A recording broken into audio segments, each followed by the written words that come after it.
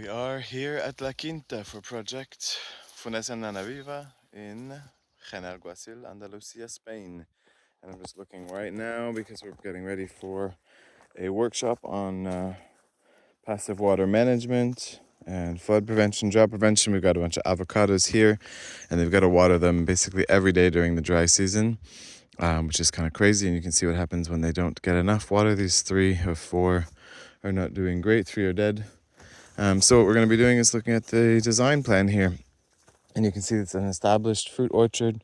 They've got irrigation lines underground, so there's no digging of swales here because of the roots of the trees and the underground irrigation. However, that area directly down there is the septic field, and also all of the gallery, all of the terrace area is kind of sloped towards the septic field.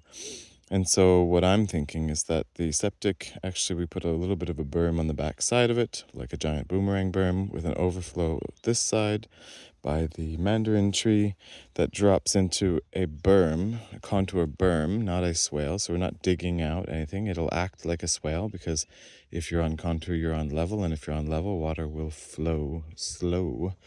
And then we're going to bring that over here. And I want that contour berm to dump down to a boomerang berm for each of these guys here.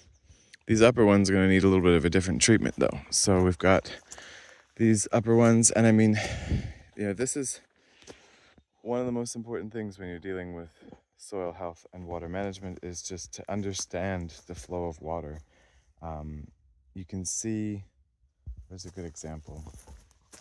Right here, we've got a nitrogen fixer. I don't even know what it is, but I saw the bean pod earlier. I can see the trefoil leaf pattern, but if you look at the way it grows, it stops the organic matter flow and it builds it up behind it, and then it actually causes these mini little soil building compost piles.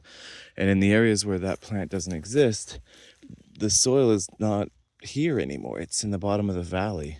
The topsoil has been washed all the way down to the bottom of the Guasil Valley.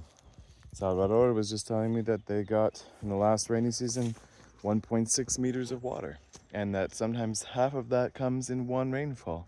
So it's not a joke. Like, if you look here at these little holes that they grow the avocados in, these ones end up filling with organic matter. And what do we get when we have organic matter collecting? As it breaks down, there's actually fungus in there. You can see hyphae. They're dormant right now because it's the dry season. But this is producing good soil, and actually it has that soil smell. It has that indicator of biology. So if we had more of these pockets on the landscape, then the little bit of organic matter that's produced on this type of landscape will fall into the holes and capture the moisture and create soil and compost on its own. Now that could be a great solution, but what if we amplified it? What if we made every single terrace like this, which are everywhere on these types of properties, with a tiny berm at the edge, which is how ancient terraces used to be made, so that they would catch the water and then they would have a spillway that would dump to another terrace. So this one, we would have it spill, and look here, there's a little hole already. I would send that one back over to this plum tree and also have it come up top of these avocados, right? And then you have, once it's soaked into the hillside for the avocado, because also avocado doesn't like root rot, so you don't want to be pooling the water directly at its feet, but soaking it directly above it or directly below it will work quite nicely for it. So then it would overflow and spill down to the avocados right here. I mean, if we're going to plant more avocados here, I'm not sure that we will. I think we might diversify because I don't like these monoculture patches.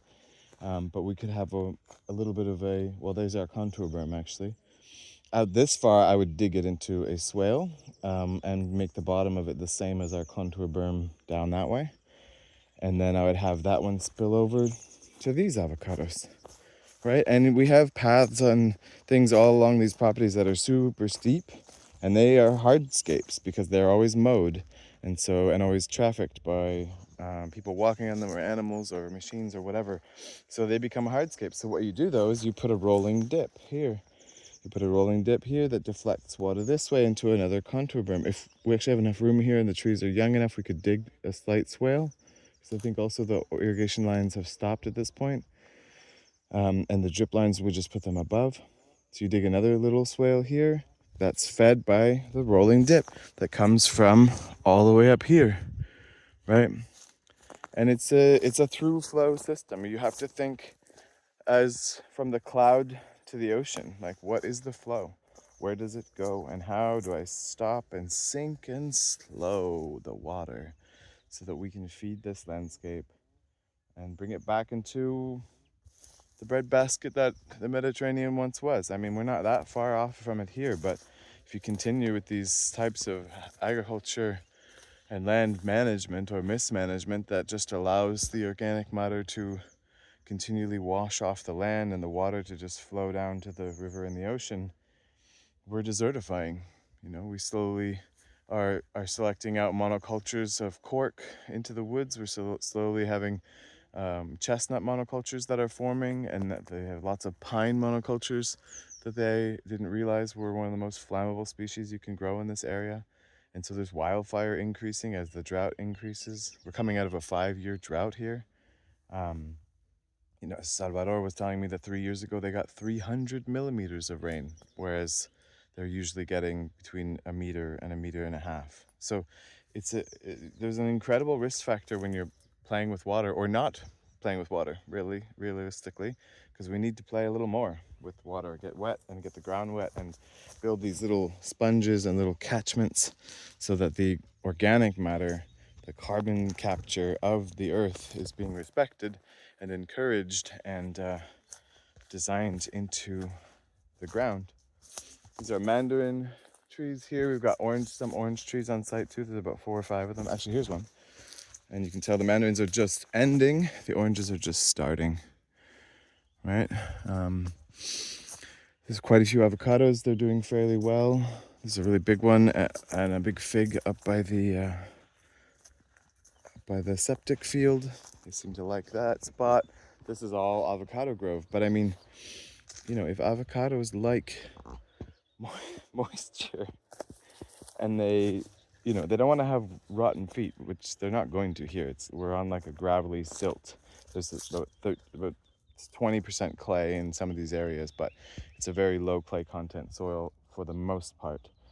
But you know, if we look, the avocados make their own leaves. They make their own leaf mulch. If we just keep that here and don't let it wash away, then it can have huge impacts to the ground. It can have huge impacts to the groundwater, to the soil. Most of the trees are planted like this. Like, at least somebody who planted these avocados put a little bit of a boomerang or something. The main issue that happens here is when the fences break down, then the wild boars come back and they just, anywhere where you've got moisture, they dig it up looking for worms and grubs and things. We also then have voles, which make a mess of things too. So anyway, we're gonna have to get some different solutions on that. But once you've got water and organic matter down, then we're not running around watering things all the time and looking for manure and stuff like that. We have a little bit more time for other types of maintenance. So none of the permaculture solutions are going to stop your maintenance cycle right away. But what they do in the end is they end up giving you freedom from something like continuous watering, because every day here they fill up the 1,000-liter tank and then they change it to irrigate this section of avocados or the next section. And it's like, even just having the irrigation tank on a float valve so that it auto fills, so nobody has to deal with it, and having the different zone timers on a battery powered timer. You could even have one that's plugged if you wanted to, but on a battery powered timer that irrigates the different zones. And that job's done. Don't think about it, don't worry about it. You didn't forget the valve on, it's not overflowing the tank, it's not over irrigating, you know. You just have to check the batteries once a month or something like that, you know. So there's lots of little treatments, but when we start with water and we start with soil, we end up with a system that is much more resilient and lush, and at least in the most minimum case is giving us huge benefit in terms of the absorption ability, water retention ability, nutrient creation through layer composting of the mulches and the moisture that helps that happen, and protection against erosion, because there was, you know, little pockets are left of the good soil that is here that is used or was, you know, created and used in these orchards. But without proper maintenance, it is just all washing away. Anyway, that's a little bit of a tour on some of the solutions that we're working with here in La Quinta in Andalusia. And you see, actually, here's a little terrace where they did have something at some point. So again, we just continue these terrace berms so that they're catching and holding. And actually here, we have, again, little pockets of soil and mulch.